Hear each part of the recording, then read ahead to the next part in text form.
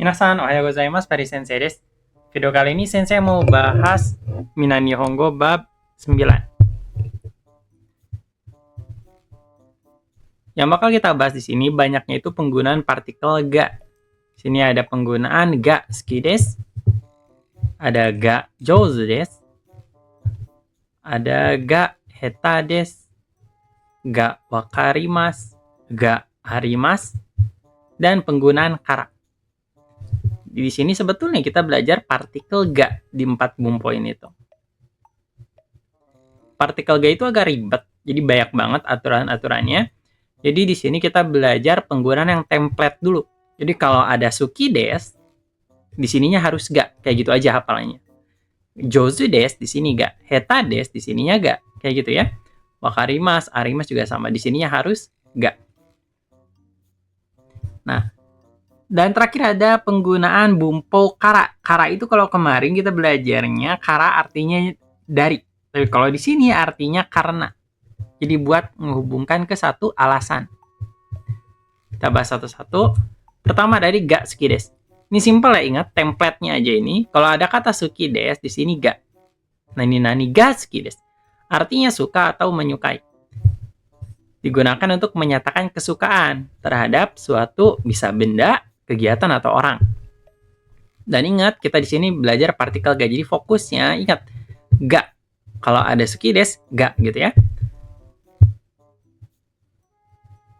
Ga itu sebetulnya bukan kata kerja, tapi ini nakeoshi.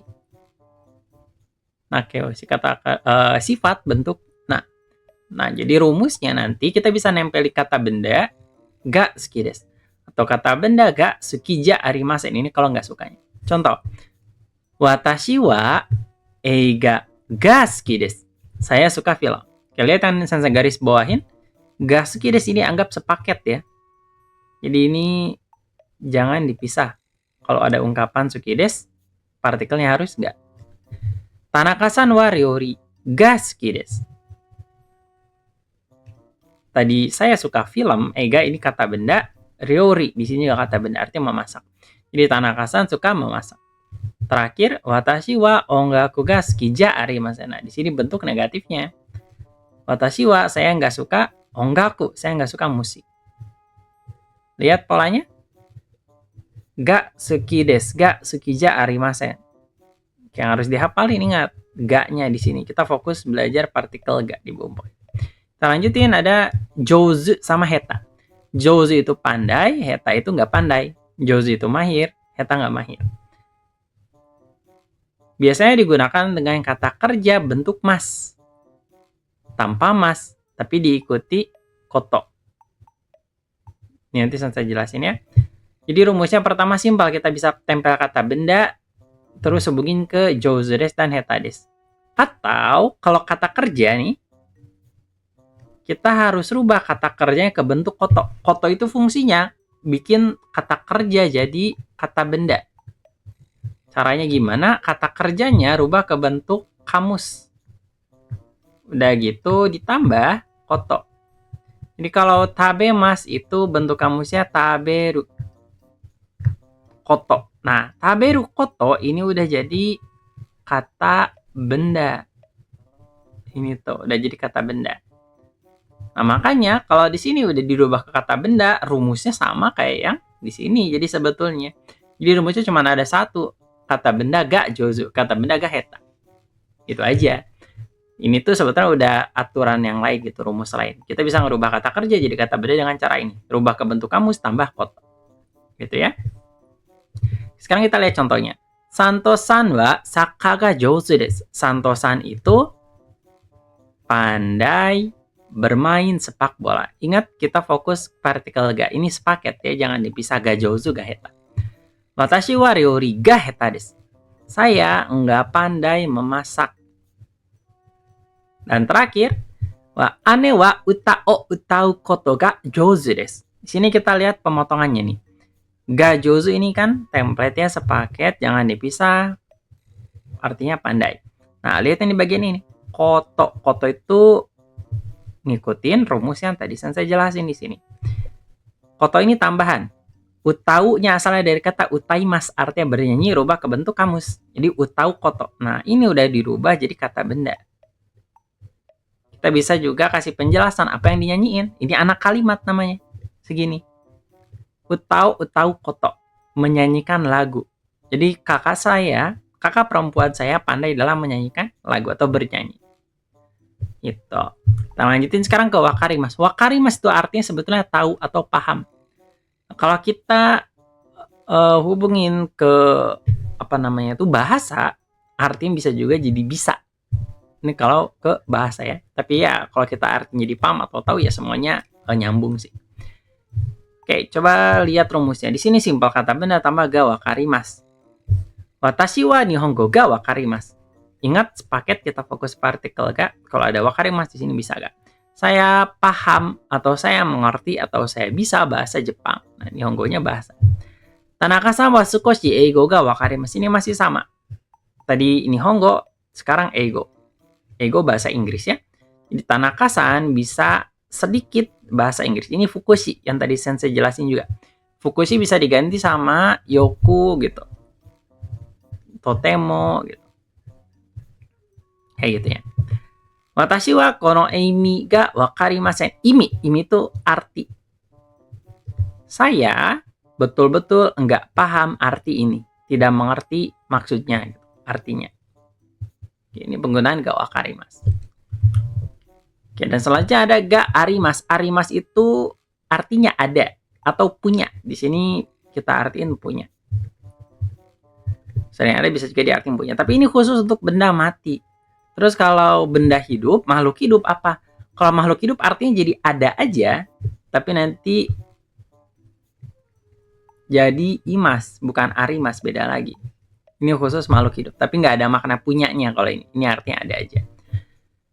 Oke ya, di sini bisa dinyatakan, bisa menyatakan acara atau kegiatan, bisa juga menyatakan benda. Tapi ini ya, benda mati. Watashi wa kuruma ga arimas. Ingat tadi kita fokus ke partikel ga. Ini sepaket. Kalau ada arimas, ada ga gitu. Saya punya mobil.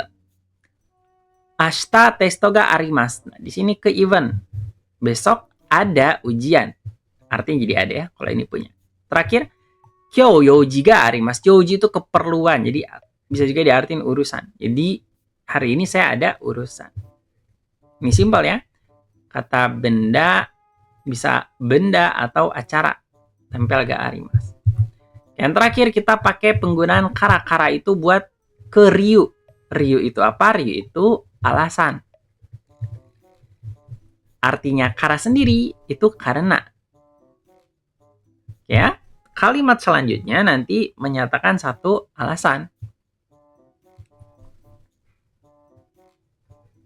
Bukan selanjutnya, sebelumnya, sebelum kara. Nyebutin satu alasan. Jadi rumusnya biasanya penggunanya gini, alasan dulu, udah gitu kara, udah gitu ke kalimat utama. Sebab akibat lah gitu. Coba lihat nomor 1. Isogashi desu kara, karena saya sibuk, terebi o mimasen, saya tidak menonton TV. Jadi di sini dari dua kalimat isogashi desu sama terebi o mimasen.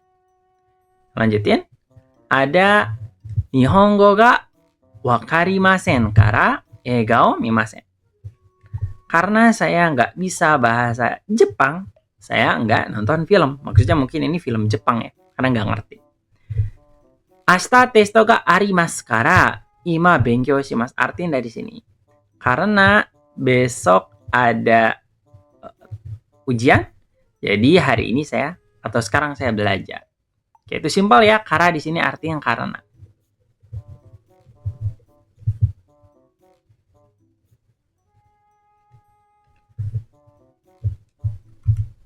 Sekarang ke latihan soal. Oke, coba kalian kerjain dulu, pause kerjain.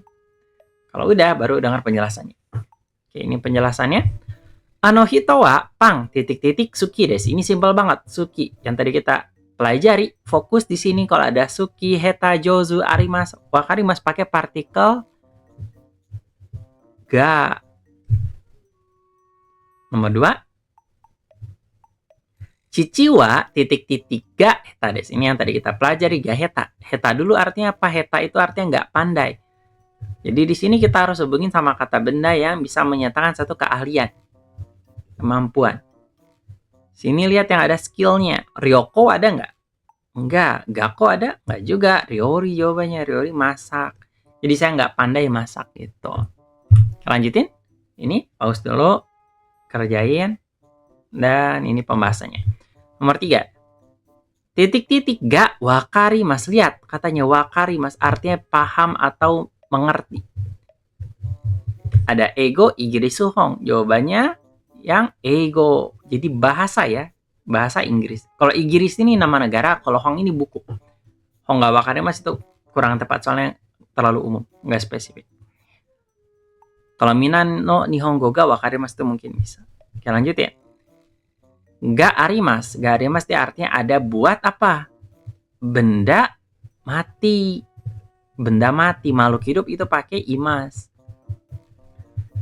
Heani di dalam kamar ada cari yang benda mati. Kagi. Itu kagi kunci ya. Benda mati. Kalau sensei guru neko kucing. Itu makhluk hidup. Jawabannya kunci kagi. Oke, sekian aja untuk penjelasan bab 9 dari sensei di video kali ini. Ja, mata tsugi no douga ni aimashou. Otsukare sama deshita.